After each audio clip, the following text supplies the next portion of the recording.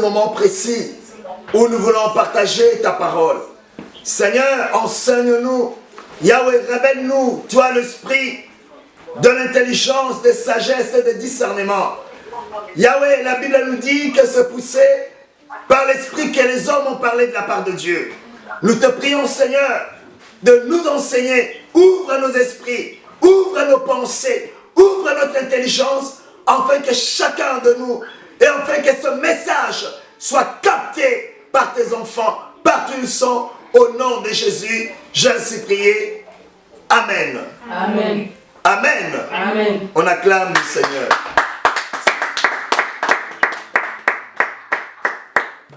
Je vous salue tous au nom de Jésus, de partout où vous me suivez. Que le Seigneur vous bénisse pour votre fidélité. D'ailleurs, le Seigneur nous demande la fidélité. Le Seigneur nous demande d'être fidèles. Fidèles non pas aux hommes, mais fidèles à Dieu, fidèles à sa parole. Que le Seigneur vous bénisse pour votre fidélité pour la deuxième fois. Je bénis le Seigneur parce que le Seigneur continue de nous accorder le temps de pouvoir partager sa parole. Bien-aimés, tout au début de cet enseignement, je pense vous avoir dit que Dieu a fait plusieurs dons aux hommes. Mais le plus beau cadeau de Dieu à l'homme, c'est le temps. Bien-aimé, le temps que le Seigneur t'a accordé, c'est le plus beau cadeau de ta vie. Parce que l'homme n'est pas le maître de ce temps.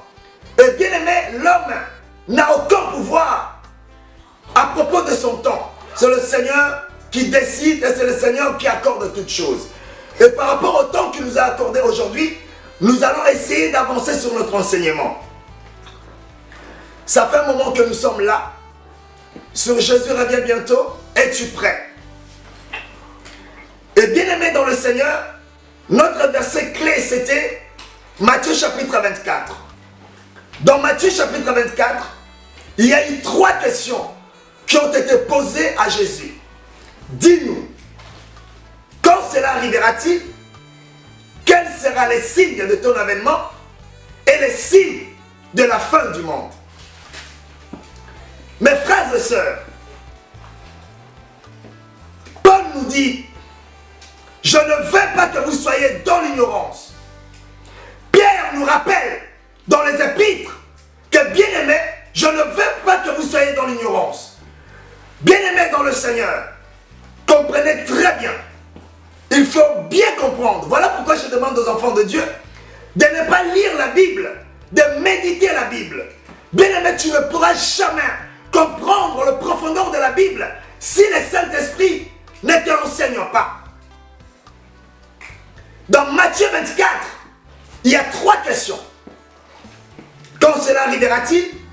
Les signes de l'enlèvement et les signes de la fin du monde. Mes frères et sœurs, parmi tous ces signes, il y a plusieurs signes qui déterminent l'enlèvement et il y a d'autres signes qui déterminent la fin de temps. Et si vous essayez de lire, de voir, de regarder les signes, parmi tous ces signes, le premier de ces signes, j'avais dit c'était quoi? C'était l'apostasie. Je ne reviendrai pas là-dessus. C'était la séduction.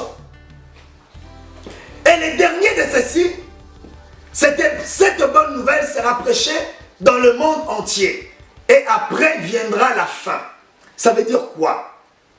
L'apostasie, c'est le dernier signe qui détermine l'enlèvement de l'Église. Bien aimé, la bonne nouvelle, comme je l'ai dit, il y a une grande partie du monde qui seront enseignés, qui seront prêchés avant l'enlèvement de l'Église. Et il y aura une partie du monde qui seront enseignés après l'enlèvement de l'Église. Car, après l'enlèvement de l'Église, il y aura des églises sur terre. Il y aura des prédicateurs sur terre. Il y aura des chrétiens sur terre. Ne vous y trompez pas. C'est pour cela que je vous avais dit, livre de Matthieu, les évangiles, les épîtres, c'est facile à comprendre. L'Apocalypse, c'est très difficile à comprendre. Il faut que l'Esprit de Dieu vous l'enseigne. Bien aimé, cette bonne nouvelle du royaume sera prêchée dans le monde entier, une partie, ça prend les deux parties, c'est-à-dire les deux questions. La première question qui concerne les signes de l'enlèvement et la deuxième question qui concerne l'enlèvement de l'Église.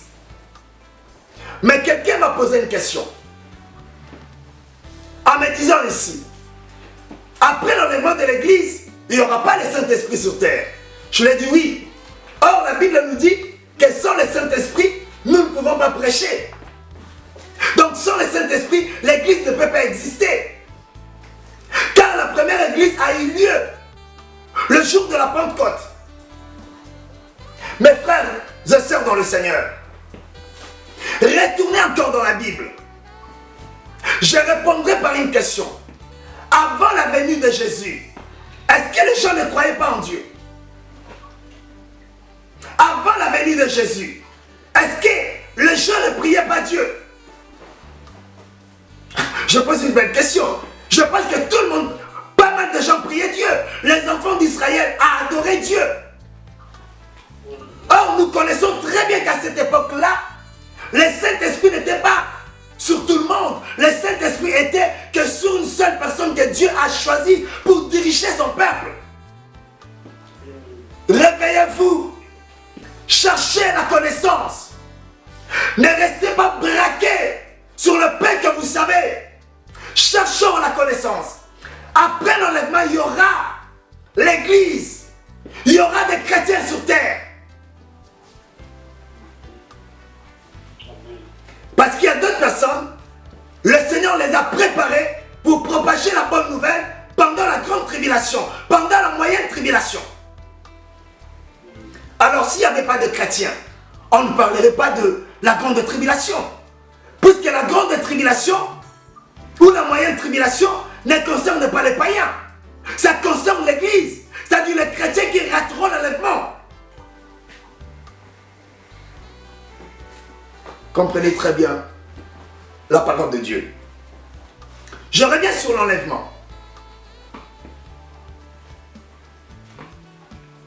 Non, avant de parler sur l'enlèvement, j'aimerais épingler quelque chose.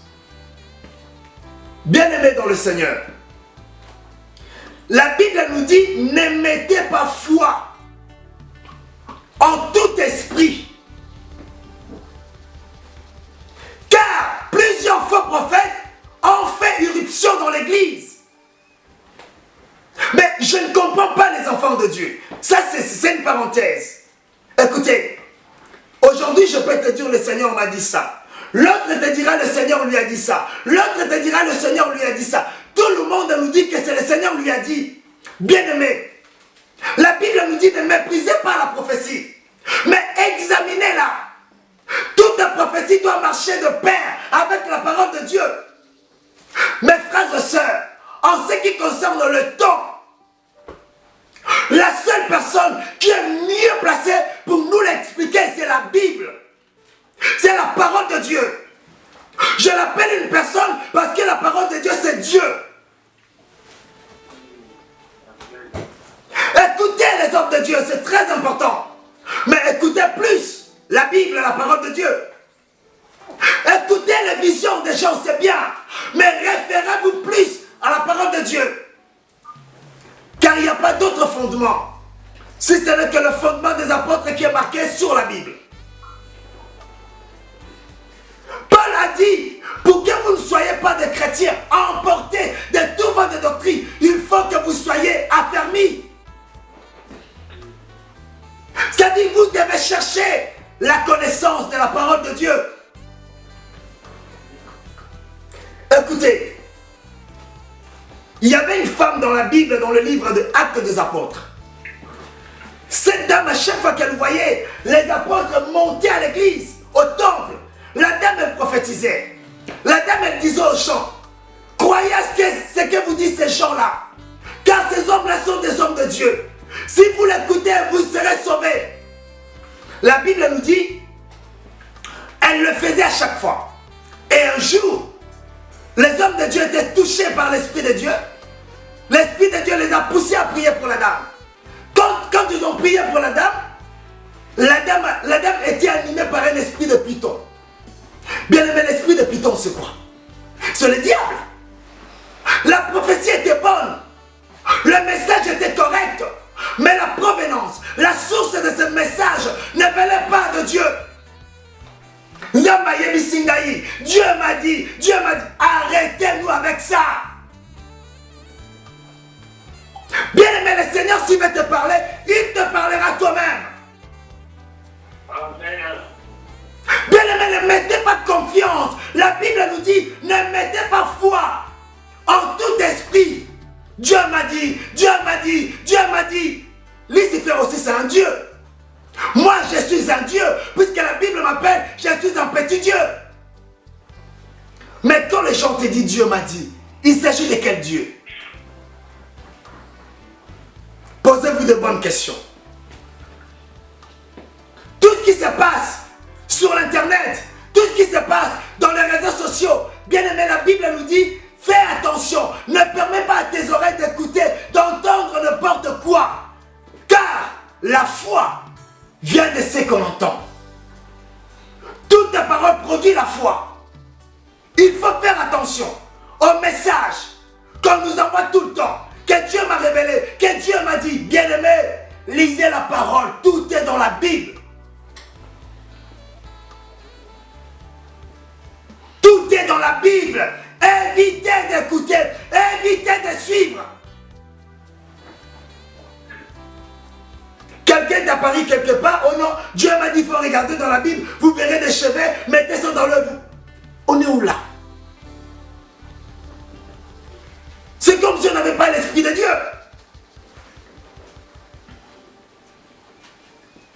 Je continue, je reviens sur l'enlèvement de l'Église. Bien aimé, comment se produira l'enlèvement? Je pense l'avoir expliqué le dimanche. L'enlèvement se produira comme un voleur. Quand je dis, mon frère, ma soeur, tu n'auras pas le temps de te préparer. Tu n'auras pas le temps de t'arranger. Tu n'auras pas le temps d'aller demander pardon. Tu n'auras pas le temps d'aller confesser soudainement. Qui veut dire brusquement, brutalement. Pourquoi brutalement? Parce qu'il y aura de pleurs. Il y aura des incendies, il y aura des accidents, il y aura des crashs, il y aura des décès, il y aura de feu. Essayez d'imaginer tout cela.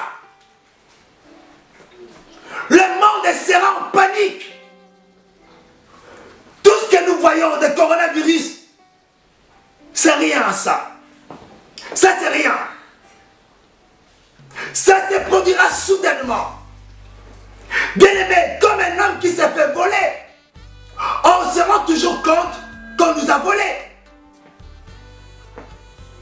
On se rend toujours compte qu'on nous a cambriolé. Mais pendant les faits, on est toujours distrait. C'est ainsi sera le retour de Jésus. Écoutez ce que disent les autres. Les autres disent, oh, ce n'est pas encore le temps. Ce n'est pas encore le temps. Oh, il y a encore beaucoup de temps. La vie continue. La bonne nouvelle n'a pas encore été prêchée. Mon frère, ma soeur, même dans nos villages natals, ils connaissent Dieu. Aujourd'hui, j'essaie de méditer là-dessus. Les prêtres catholiques, parce que nous venons tous de l'église catholique, nos prêtres catholiques de l'époque, ces gens-là nous enseignaient Jésus. Ces gens-là disaient que Jésus est le chemin, la vérité et la vie. Ces gens nous disaient ça, abandonnez le mal, faisons la volonté de Dieu. Ces gens nous parlaient de Dieu. Bien aimé, ne croyez pas qu'il y aura un pasteur qui sera là juste pour toi, des jours et des jours, des jours et des jours, pour t'enseigner la parole. Le fait d'entendre que Jésus t'aime et le royaume de Dieu est proche, la bonne nouvelle est prêchée.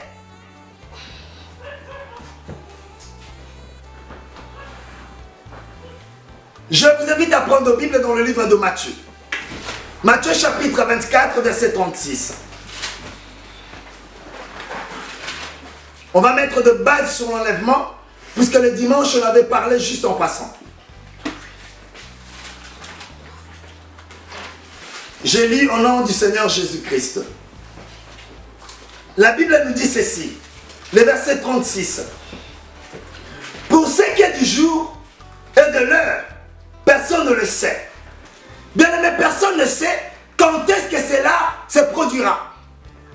Ni le jour, ni l'heure. Je continue. Ni les anges des cieux, ni le Fils, mais le Père seul.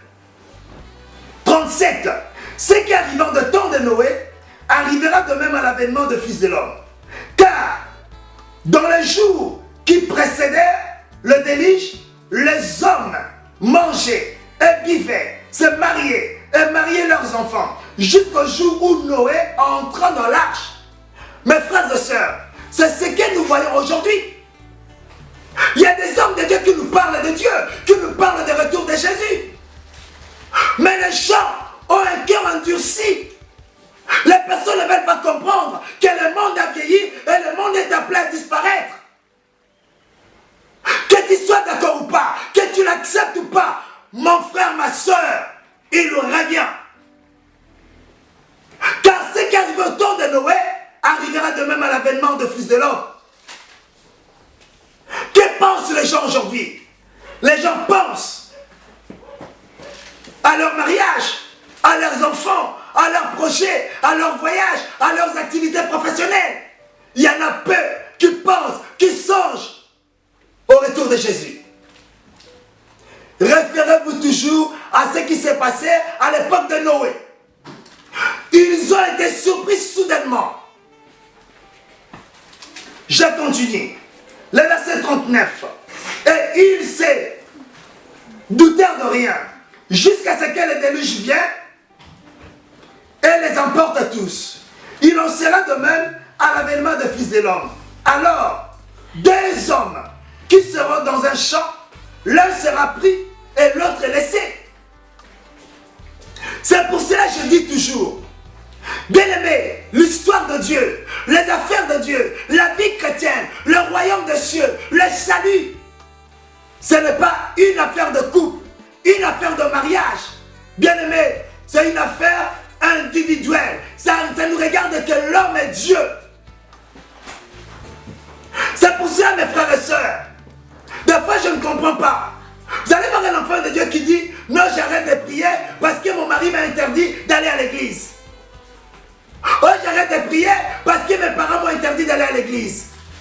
Bien-aimé dans le Seigneur, si ton mari t'interdit d'appeler tes parents, tu vas l'accepter?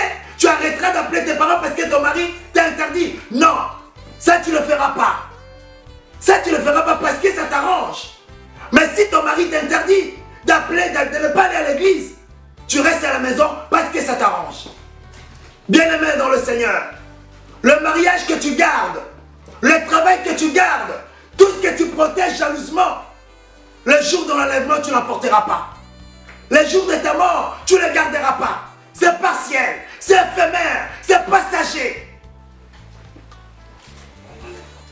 La Bible nous dit, des hommes étaient ensemble en train de marcher. L'un sera pris et l'autre laissé. Deux personnes sur un même lit, l'un sera pris et l'autre est laissé. Il y aura des disparitions. Je continue. La Bible nous dit, verset 41, de deux femmes qui mourront à la mêle, l'une sera prise et l'autre est laissée. Le verset 42, veillez donc puisque vous ne savez pas à quel jour votre Seigneur viendra. Veillez donc, car vous ne savez pas quel jour votre Seigneur viendra. Bien-aimé, il faut veiller. Il faut veiller dans la parole. Évitez la distraction. Évitez la distraction. Ils ont dit ceci. L'autre Dieu l'a révélé. Bien-aimé, tout ce qui se passe dans les réseaux sociaux, c'est la distraction. L'autre nous dit ça. Dieu lui a dit ça. L'autre Dieu lui a dit ça. Et si vous essayez de rassembler tous ces messages, les examiner l'un après l'autre, vous allez voir que ça se contredit. Le Seigneur ne se contredit pas. Par contre, la Bible nous demande de veiller, de faire attention. Veiller, ça veut dire sois vigilant. Sois vigilant. N'écoute N'écoutez pas n'importe qui. Ne mettez pas vos oreilles n'importe comment. Et n'entendez pas n'importe quoi. Ça, ce n'est pas un rôle de pasteur. Ça, c'est un rôle de chaque chrétien. Chaque chrétien doit veiller sur sa foi. Je continue. Marc chapitre 13, verset 32.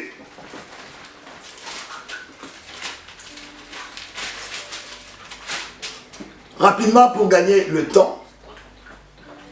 La Bible nous dit ceci. Pour ce qui est du jour ou de l'heure, personne ne le sait.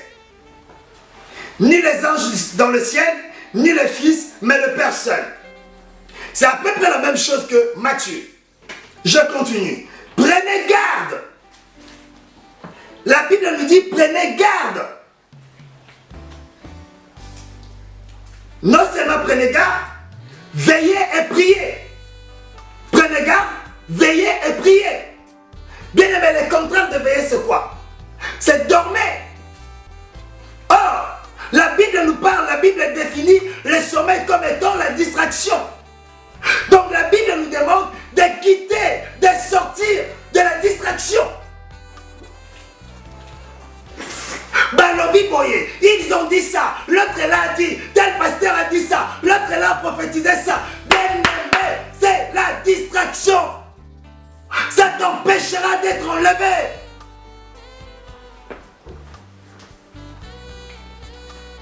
Je continue. La Bible nous dit, je lis maintenant le verset 34. Il en sera comme d'un homme qui partant pour un voyage laisse sa maison, remet l'autorité à ses serviteurs, indique à chacun sa tâche et ordonne au portier de veiller. 35.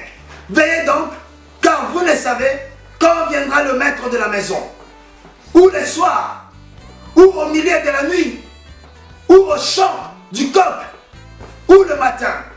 Le verset 36. Craignez qu'il ne vous trouve pas endormi à son arrivée soudainement. 37. Ce que je vous dis, je l'ai dit à tous. Veillez. Bien-aimé, veillez. Ce n'est pas parce qu'un pasteur te dit des choses, ça veut dire que c'est vrai. Bien-aimé, veillez. Ce n'est pas parce que moi je te dis des choses, ça veut dire que c'est bien. Bien-aimé, veillez. Notre seule boussole, c'est la Bible. Notre seule boussole, c'est la Bible. N'oubliez pas que la Bible nous dit plusieurs de premiers seront les derniers et plusieurs de derniers seront les premiers. Vous savez pourquoi la Bible nous dit ça? Parce que plusieurs de premiers deviendront des apostats, seront plongés dans l'apostasie avant le retour de Jésus.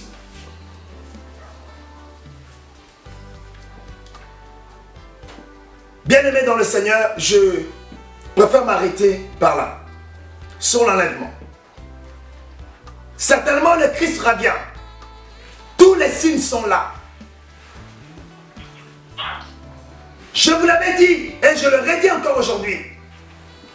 Bien-aimé, l'épidémie qui est en train de frapper le monde, le Seigneur est derrière ça. Parce que Dieu avait donné une prophétie. Mes frères et sœurs, ni t'était cette épidémie, on ne parlerait pas d'arrêter de fabriquer de billets de banque. Aujourd'hui, je me suis rendu dans un centre commercial. Bien aimé, dans ce centre commercial, il y avait 15 caisses. Et dans ces 15 caisses, il n'y a qu'une seule caisse. Toutes les autres caisses ne prenaient que de cartes bleues. Je dis là, l'Esprit de Dieu m'a fait comprendre. Est-ce qu'il t'a dit, tu comprends ce qui arrive maintenant? Bien aimé, les jours qui arrivent, il n'y aura pas de caisses qui prendront de billets de banque que des cartes bleues. Et sachez-les, on nous parle maintenant d'un nouvel ordre mondial. Ces choses-là ne peuvent pas être mises en place sans l'enlèvement de l'Église. Est-ce que les chrétiens comprennent cela ou pas? Est-ce que les chrétiens arrivent à discerner les temps où nous sommes ou pas? Sortez de la distraction. Je continue. Bien-aimé, comme je l'ai dit, l'enlèvement se produira soudainement. Brutalement, tu n'auras pas le temps de t'arranger, de te préparer pour ça. C'est pour cela que la Bible nous demande de se préparer à chaque fois, d'être prêt à tout moment. Parce que ça peut se produire le matin tout comme le soir, la nuit tout comme la journée. Sois prêt à tout moment.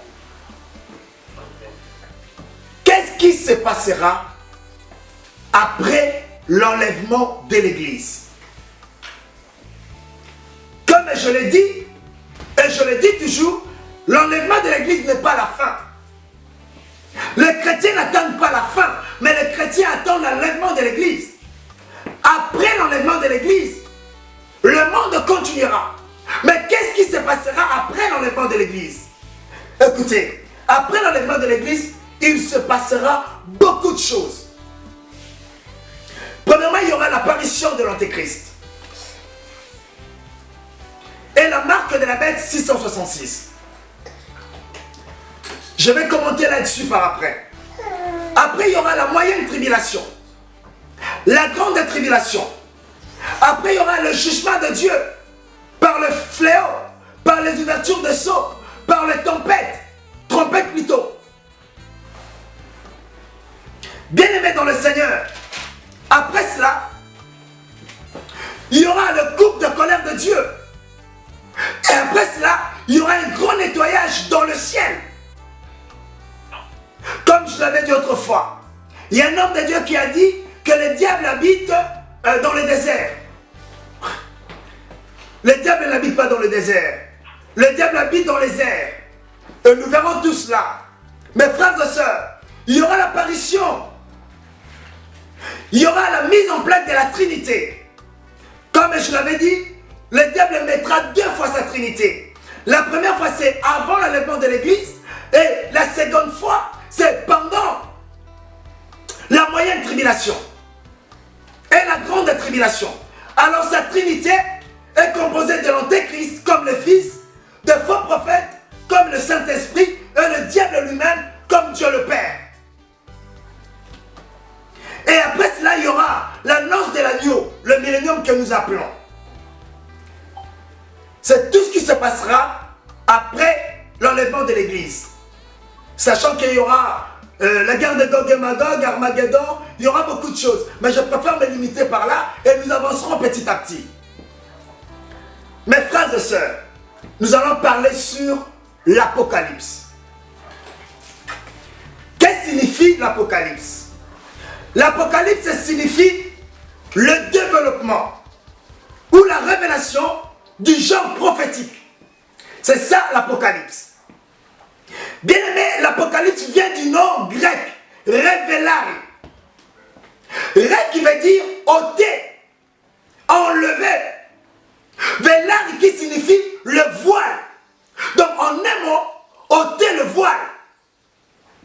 Voilà pourquoi Paul nous dit, quand une personne, quand un cœur est converti, le voile tombe. Chaque homme a de voile sur son visage qui l'empêche de voir la réalité. Et quand l'Esprit de Dieu vient, l'Esprit de Dieu nous permet de faire tomber ces voiles, afin que nous puissions voir clair les choses telles qu'elles sont. Bien-aimés dans le Seigneur, Apocalypse, chapitre 1, 2 et 3, ça parle de la vie de l'Église sur terre. Des chapitres 4 à chapitre 22, ça parle des choses qui viendront après l'enlèvement de l'Église. Quand vous lisez chapitre 4, chapitre 5, chapitre 6, 7 ou 19, ça parle des choses qui vont venir après l'enlèvement de l'Église. Je continue. Tout au long de cet enseignement, je pense que le dimanche, je parlerai du mystère de 24 vieillards. Pourquoi les 24 vieillards? Qui sont ces 24 vieillards? Je parlerai aussi de la révélation des 4 êtres vivants. Mais pourquoi il y a les 4 êtres vivants? La Bible nous dit, ils ont le visage de lion, de veau, d'homme et d'un aigle.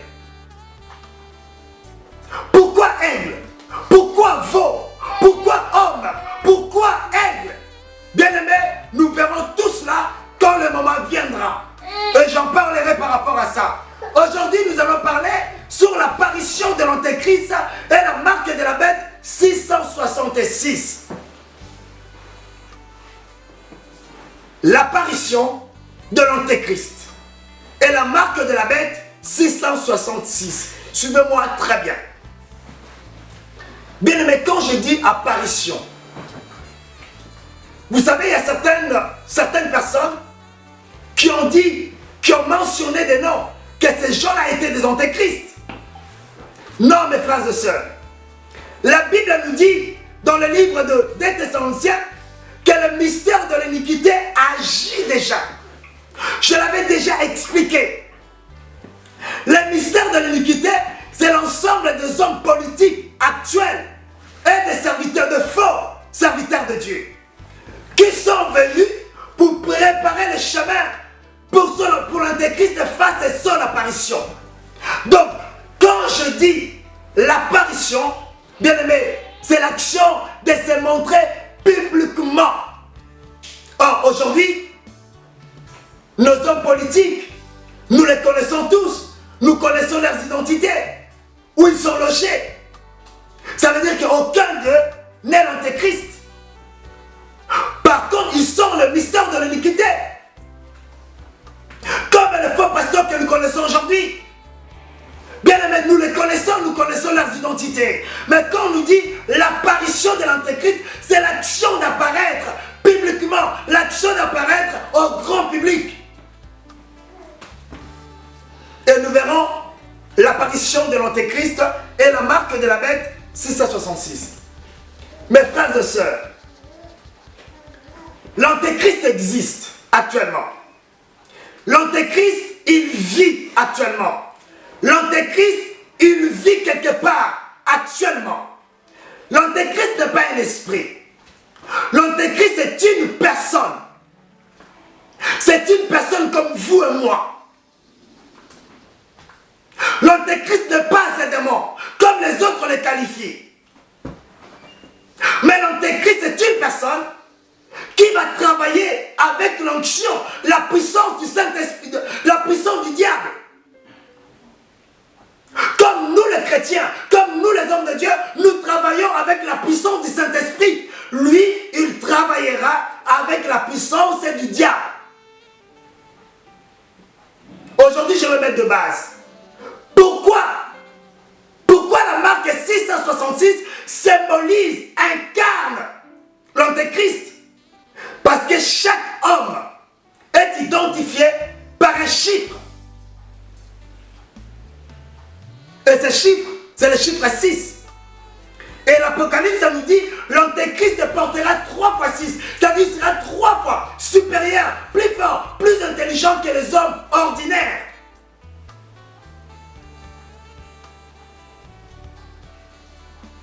L'Antéchrist, il existe, il vit quelque part.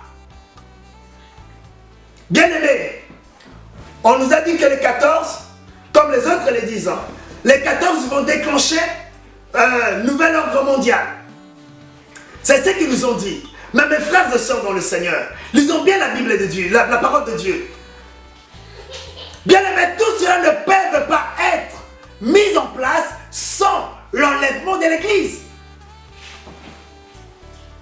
Quand nous voyons toutes ces choses, on doit savoir que l'enlèvement est proche.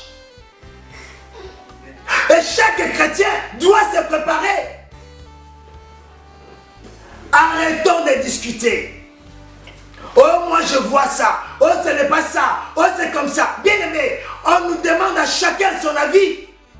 La seule personne qui est mieux placée pour nous donner son avis, c'est le Saint-Esprit. Et la parole de Dieu. La parole de Dieu nous montre le temps. La parole de Dieu nous explique les signes. Allons directement. L'apparition de l'Antéchrist. C'est qui l'Antéchrist? D'où sortira l'Antéchrist? Quelle sera sa mission dans le monde?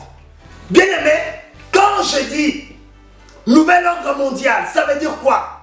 C'est l'unification du monde. Je l'avais dit le dimanche dernier. Toute personne qui sera vaccinée, toute personne qui aura ce vaccin ne sera plus appelé citoyen européen ou citoyen africain, mais citoyen du monde. Regardez mes frères et sœurs dans le Seigneur. Nous avons maintenant des lois qui deviennent universelles. Regardez, la France est confinée, la Belgique est confinée, le Congo est confiné. Partout dans le monde, nous sommes confinés. Le même règle. On nous parle des vaccins pour partout. Bien-aimés dans le Seigneur, la trompette commence déjà à sonner. Moi, depuis que je suis né jusqu'à présent, je n'ai jamais vu ce qui se passe aujourd'hui. Aucun avion ne survole.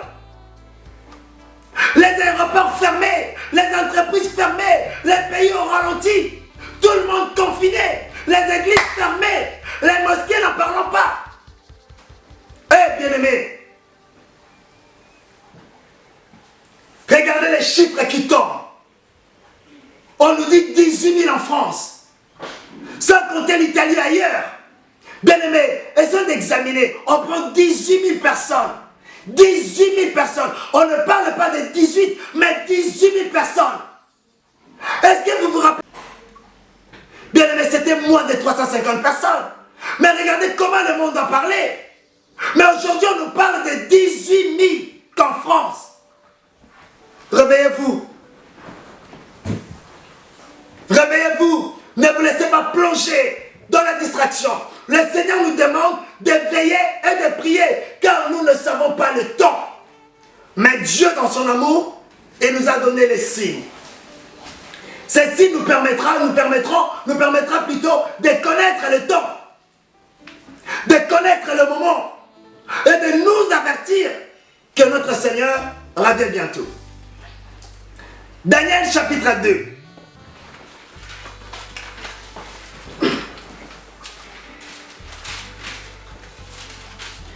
À partir du verset 31, on va faire juste la lecture. Après, on va couper, on continuera le dimanche prochain. La Bible nous dit ceci. Le songe, la grande statue, titre 31. Or, roi, tu regardais et tu voyais une grande statue. Cette statue était immense et d'une splendeur extraordinaire. Elle était debout devant toi et son aspect était terrible. Verset 32. La tête de cette statue était d'or pur. Sa poitrine et ses bras étaient d'argent. Son ventre et ses cuisses étaient de rein. 33. Ses jambes de fer et ses pieds en partie de fer et en partie d'argile. Tu regardais lorsqu'une pierre se détacha sans le secours d'aucune main, frappa le pied de fer et d'argile de la statue et le mit en pièces. 35. Alors le fer, l'argile, le rein, l'argent et l'or furent brisés ensemble et deviennent comme la balle qui s'échappe du nerf en été, le vent les emportant et nulle trace n'en fut retrouvée. Le verset, je continue. Mais la pierre qui avait frappé la statue devient une grande montagne et remplit toute la terre. Ça nous parle de la statue. Bien aimé, on nous a appris en histoire que dans le monde où nous sommes, comme je l'avais parlé de quatre grandes périodes du monde, aujourd'hui nous parlons d'une statue. Et bien aimé, cette statue est symbolisée aux 4 empires succédés dans notre planète. Il y a eu l'empire Médo-Perse, l'empire romain, je le cite en désordre, il y a eu l'empire grec et il y a eu l'empire babylonien. Les 4 empires. La tête qui symbolise l'empire babylonien. Bien aimé, les bras et le ventre qui symbolisent l'empire Médo-Perse. Le pied qui symbolise l'empire grec. Et bien aimé dans le Seigneur, le pied en partie argile et en partie fer. C'est ça qui symbolise l'empire romain. Je vais m'arrêter par là aujourd'hui. Et nous continuerons les dimanches sur la vision du statut. Et nous verrons comment l'Antéchrist fera son apparition. Et nous allons comparer la parole de Dieu et la parole de Dieu à nos infos actuelles. Et nous verrons que ça marche de pair. Que le Seigneur